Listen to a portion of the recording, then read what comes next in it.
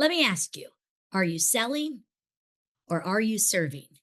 This was a big differentiator to me early on in my career.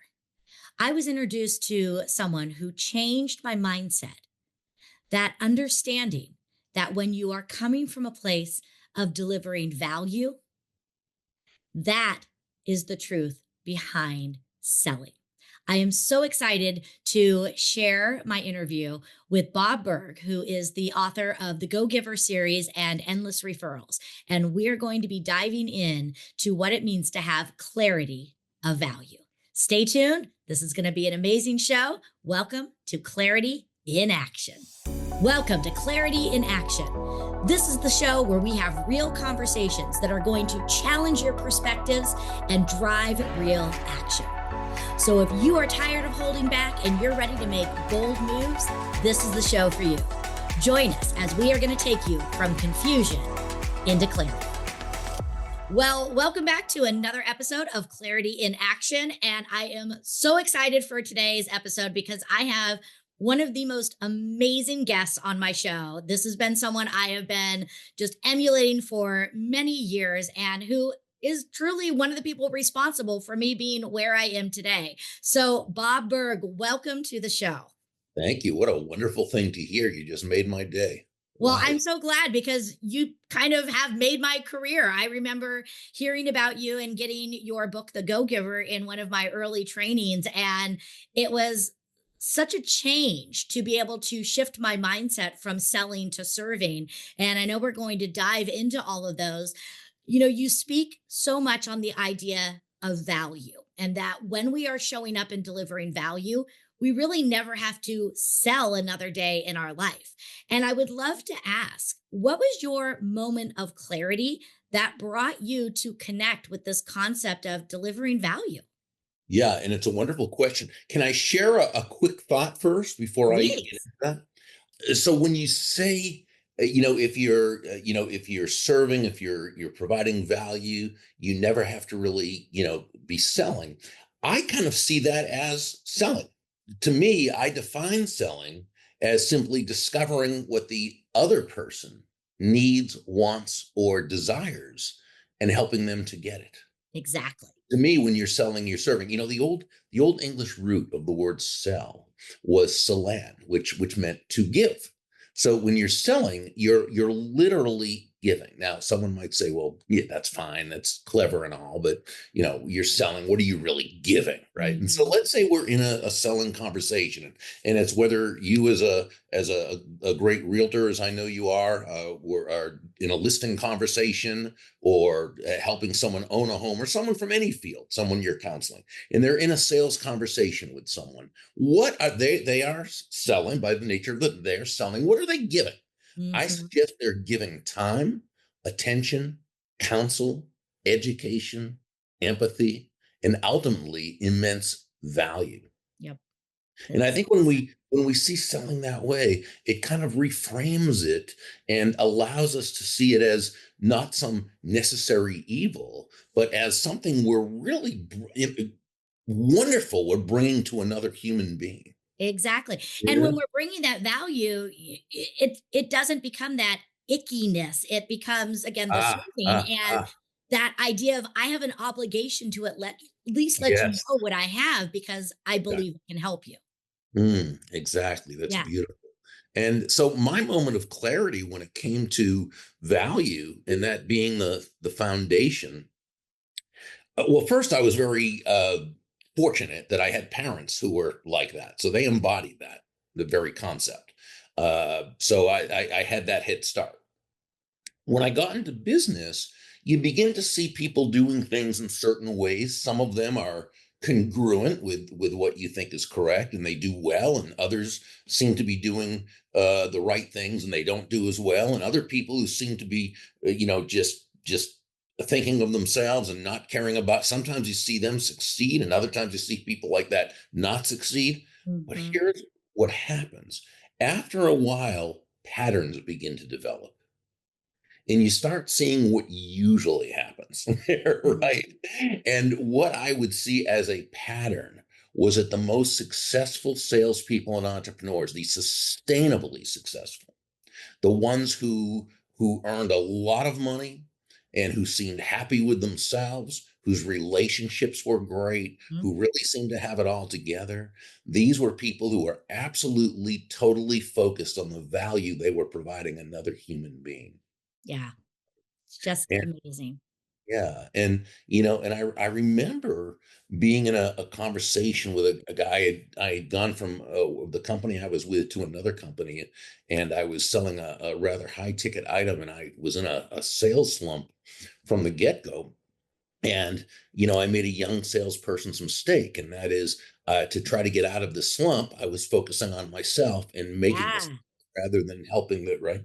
And there was a gentleman there, an older guy. I didn't know him very well. And he wasn't in the sales department. I think he was an engineer or something. And as I recall, he retired soon after this conversation. But fortunately, I think he saw me as someone like Joe in The Go Giver, who I'd write about with John David Mann years later. He saw me as that up and coming, ambitious, aggressive, hardworking guy who meant well, but whose focus was wrong. It was in the wrong place. And so he asked me if he could give me some advice. And I said, yes, absolutely. Please do. I need it. And he said, Berg, if you want to make a lot of money in sales, he said, don't have making money as the target. Your Yeah. target is serving others. Now, when you Mhm. hit the target, he said, you'll get a reward. And that reward will come in the form of money. And you can do with that money whatever you choose. But never forget the money is simply the reward for hitting the target. It's not Mhm. the target itself. Your target is serving others. And what this really said to me was that great salesmanship is never about the salesperson. Great salesmanship is never about the product or service, as important as those are. That's never what it's about. Great salesmanship is about the other person. Yeah. It's about that person whose life you're trying to bring value to, or Mhm. perhaps we could even say it's about that person whose life becomes better just by you being part of it. Yeah. And I think when we approach selling and value from that foundational premise, we're really 9 steps ahead of the game in a 10-step game. It really is. And, that concept of understanding that the goal is to give, the goal is to help other people and to make it about them. That was such a vastly different mindset, as simple as it is. Very different from what I was taught early on in my career, which was go for the sale, make the numbers, get to know as quickly as possible. And it never felt good to me. I always felt I was pressuring people, and it really made me hold back in what I was doing. And I remember I was first introduced to your book, The Go Giver, in our ninja selling class in 2009. And I remember I read it that night. It was given to me in, maybe like an hour and a half. And it was just such a light bulb moment. And it really it spoke to my heart. And it's like, I can do this. So, with your permission, I would love to go ahead and dive in. I know you've written several books. One of your famous series is the Go Giver series. And I would love to go ahead and dive into the 5 laws. Sure. So, let's go ahead and look at these. You have your 5 stratospheric laws. The first one is the law of value. So, tell us a little bit about that one. So this one says that your true worth, in the business sense, of course, your true worth is determined by how much more you give in value than you take in payment. When you first hear it, it's a bit counterintuitive. Give more in value than I take in payment sounds like a recipe for bankruptcy, right? Uh, so we simply have to understand the difference between price and value. Mhm. Price is a dollar figure. It's a dollar amount. It's finite. It is what it is. Value, on the other hand, is the relative worth or desirability of a thing, of something, to the end user or beholder. In other words, what is it about this thing, this product, service, concept, idea, what have you, that brings so much worth to another person's life that they will willingly exchange their money for it and be glad they did, while you also make a very healthy profit. Yeah. And Uh, I love the idea too that you make the difference between the price and the value, and price is finite, but value is infinite. We can uh, give value in so many different aspects. And I think that's a really great determining factor. Yeah, and what's key is that we recognize that value, which again is relative, right? Value is always in the eyes of the beholder. Hmm. It's not what we believe is valuable about what we do, or what we think they should think is valuable about what we do. It's what they feel is about, and that's why it's so important in the sales process and the relationship building process to ask questions and really listen and really get to know what this person needs, wants, desires. What problems or challenges do they have that you can help them overcome? What moves them closer to happiness? That's what they value. And when we can fill that need, boom, that's where it's at. Right. And I appreciate the fact that you brought the listening in. I was speaking with someone yesterday and they were talking about in sales, a big part is asking the questions. And I said, yes, but you have to remember the second part of that, which is the listening. And Yeah. that's almost the bigger skill than in just asking the question. Oh yeah. Oh yeah. Oh, Great I point. love that. So let's go ahead and then dive into law number two, which is the law of compensation. Yeah. So this says your income is determined by how many people you serve and Mhm. how well you serve them. So where law number one says give more in value than you take in payment, law number two tells us that the more people whose lives we touch with the exceptional value we provide, the more money with which we'll be rewarded.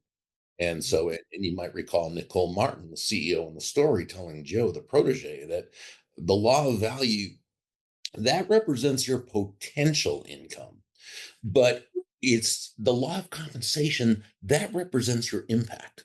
Mhm. How many lives do you impact? How many lives become better, right? Because you're a part of it, right? And again, through your product, through your service, but through all the other ways in which you add that extrinsic value as well. Right. And so, that's why we're big believers in referral business, because with a referral based business, you can impact the lives of a lot more people and a lot quicker. With a referral based prospect, it's easier to set the appointment, obviously, right? You're going in on borrowed influence. Right. With a referral based prospect, price or fee is less of an issue. Doesn't mean it's not an issue or a non issue, but it's less of one because you go in there on borrowed influence, borrowed trust. You go in with some gravitas. So now you can sell on high value rather than low price. As you know, when you sell on low price, you're a commodity, Right. right? When you sell on high value, you are a resource, which Yeah. is what we be. That's what we want. Referred prospect, it's easier to complete the sale. Well, that's through, again, borrowed trust or what we call vicarious experience. So, no, this person hasn't yet done business with you, but someone who they know, like, and trust has said, oh, this is the only one you need to talk to. This person's going to take great care of you. They have your well being at heart. They're going to return your calls. Their product or service is great. The company stands back, right? And that's a wonderful, right? And then the fourth benefit of working with a referred prospect is they're already of the mindset that that's how you do business because that's how they met you. So in their world, you meet people through referral, you sell on high value rather than low price, you complete the sale, and then as an additional part of the process, you are referred to others. You're a referral based professional. Right. And I think we also have to remember with when we talk about how many lives can we impact, it also has that ripple effect. Because if I impact your life better, well, that's going to go to your family, to your team, and it just has that huge ripple effect to impact even more than just the initial person that you're working with. Without question, Yeah. directly and indirectly. Yeah. Yes. Fantastic. All right. Law number three, the law of influence. So yeah, so this one says your influence is determined by how abundantly you place other people's interests first. Again, that sounds kind of productive at best, and perhaps even downright Pollyanna-ish at worst, right? But so let me clarify that, qualify that statement. When we say place other people's interests first, we certainly don't mean you should be anyone's doormat or a martyr or self-sacrificial anyway. Absolutely not at all. It simply as Joe, the protege in the story, learned from several of the mentors, the golden rule of business, of sales, is that all things being equal, people will do business with and refer business to those people they know, like, and trust. Yes. There's no faster, more powerful, or more effective way to elicit those feelings toward you from others than by genuinely moving from that I focus or me focus to that other focus, looking to, as Sam, one of the mentors, advised Joe, make your win all about the other person's win. And it's interesting because people will say, "Yeah, I mean that sounds great, but is that really real world that you're placing their interests before your own?" Well, let's look at something. And one of the things when I used to be on the road speaking at sales conferences, I'd be addressing a whole room full of salespeople, and the first thing I'd often say is, "Nobody's going to buy from you because you have a quota to meet." Right? They're not going to buy from you because you have a sales goal or because you need the money or even just because you're a really, really nice human being. They're going to buy from you because they believe that they will be better off by doing so than by not doing so. Mhm. When you think about it, that's the only reason we should ever expect someone to buy from you or from me or from anyone else. So the most self-interested thing you can possibly do, okay, is to put your self-interest to the side Right. and focus totally on the value that you can deliver to them. Right. Love that. So good.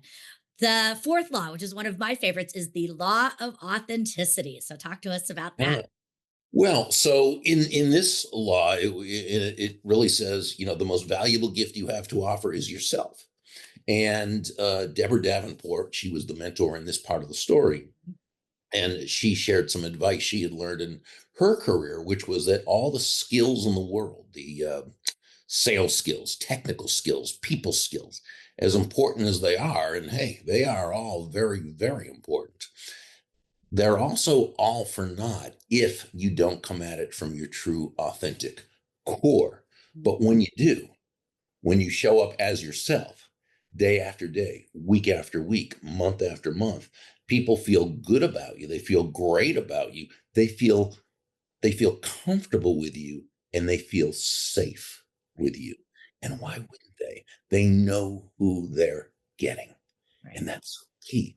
An interesting thing to me is, and I've noticed this since social media really became as prominent as it's become, is the word authentic or authenticity. The word itself seems to almost have been hijacked to mean uh, no boundaries. Just let it all hang out, say or do whatever you want. It doesn't matter who you offend. It's too bad. It's you. You're being authentic. And, Mhm. I really disagree with that.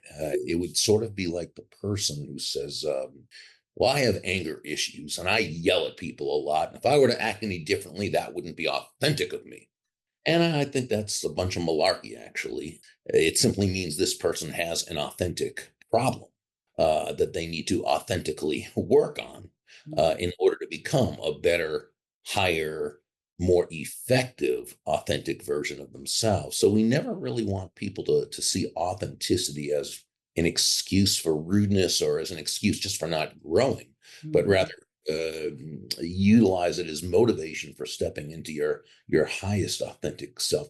My personal definition of authenticity is simply acting congruently with your values. Yes. And I really appreciate you saying that because I think that congruency is exactly what we need to understand is it has to be congruent with who you are, with your values, with your style of doing it, not in a way to hurt others. And when I heard this law, this was a big one for me because I think for so many years I entered, the corporate world, my professional career at the age of 23. I didn't even know who my authentic self was at that point in Yeah, time. yeah. So I tried so hard to be my mentors. Right, And, exactly. it took some time. All done And I remember not having that connection that I needed.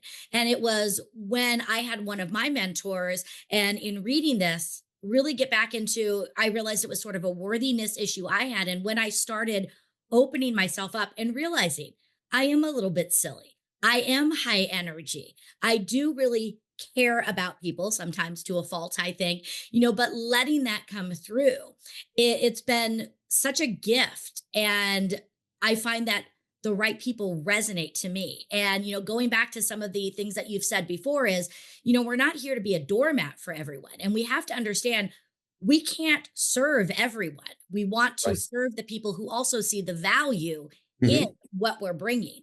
Yeah. And by being more authentic, I have found I've attracted the right people to deliver value to. And Absolutely. so this was a big one for me. So thank you for this Thank one. you. I appreciate that. Thank you.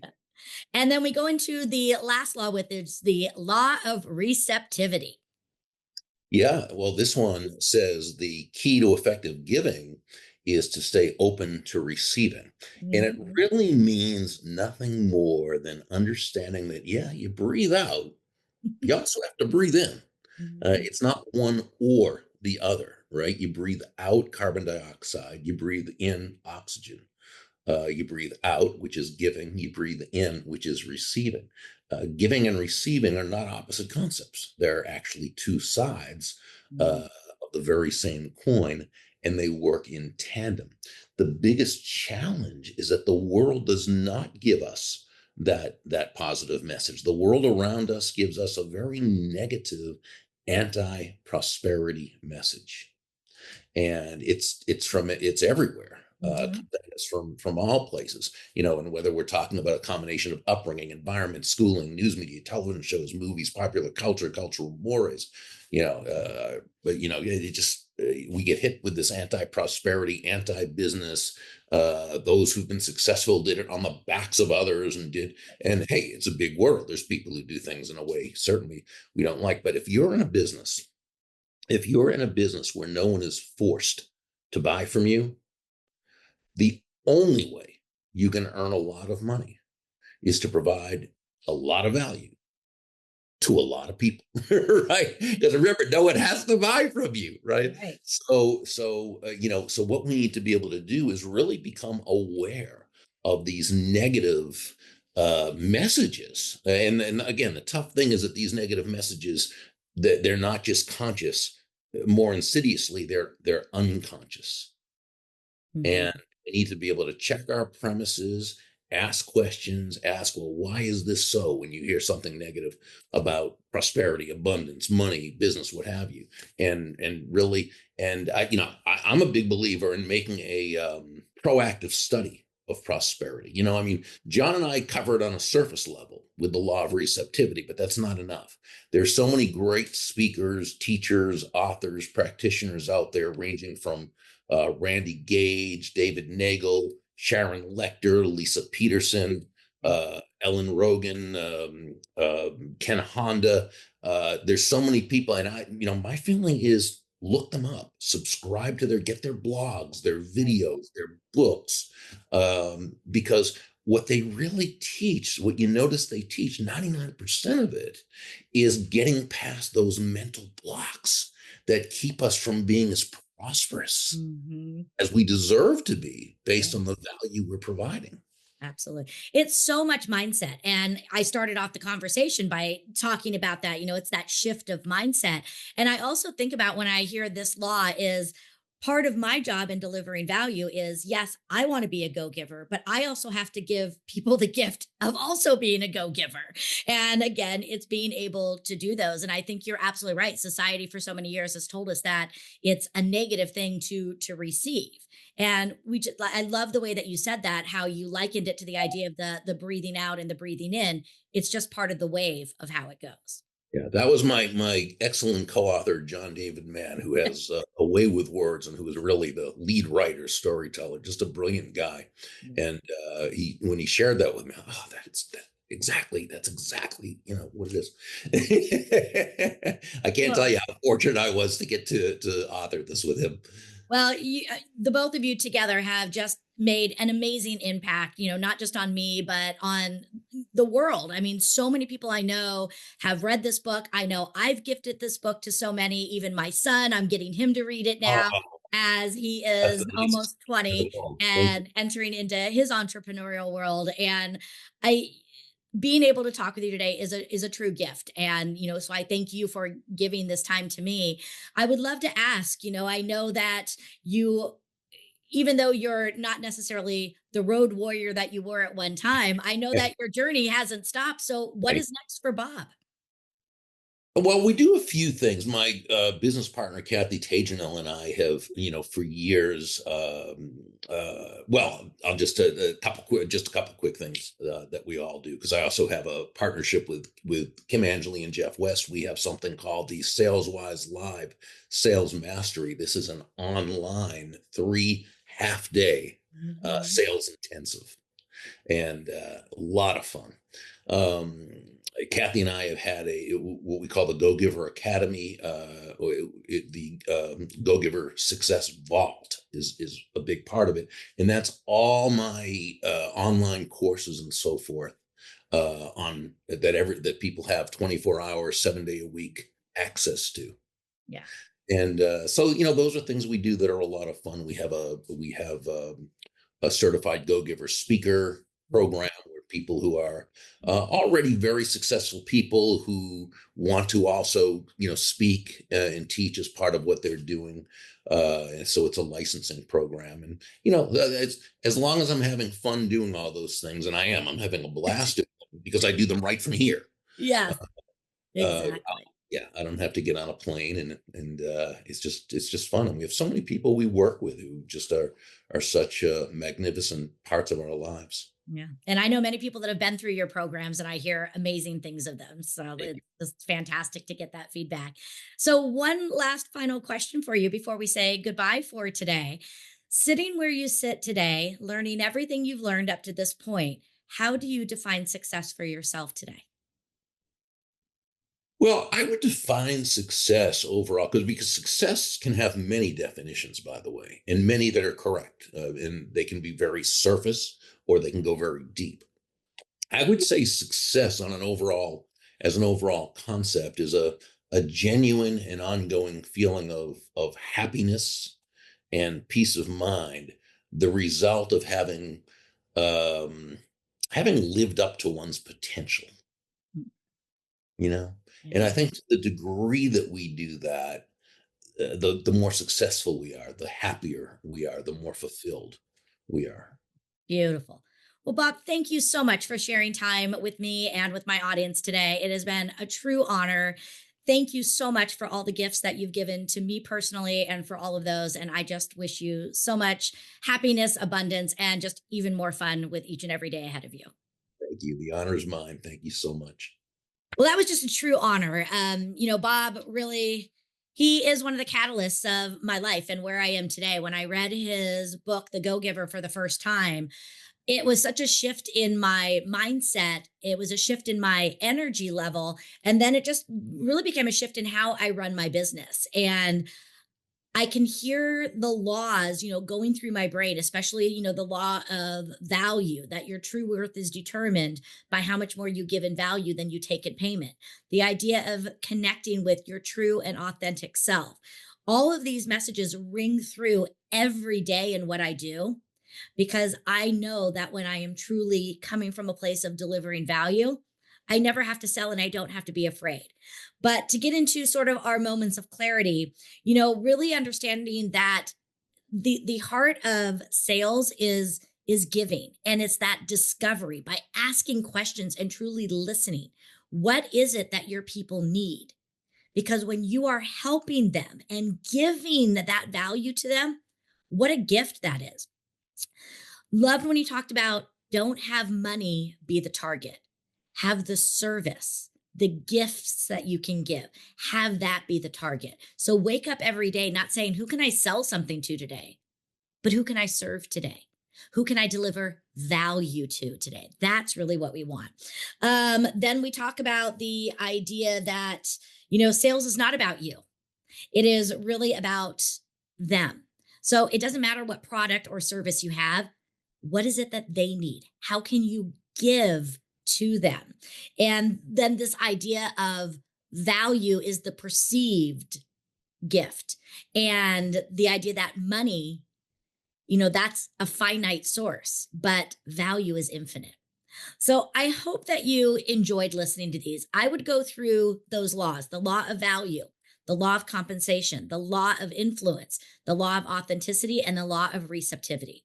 Because if you could make sure that each and every day you are living not only your personal life, but your professional life by these values, you are going to just see a change and a transformation on an exponential level.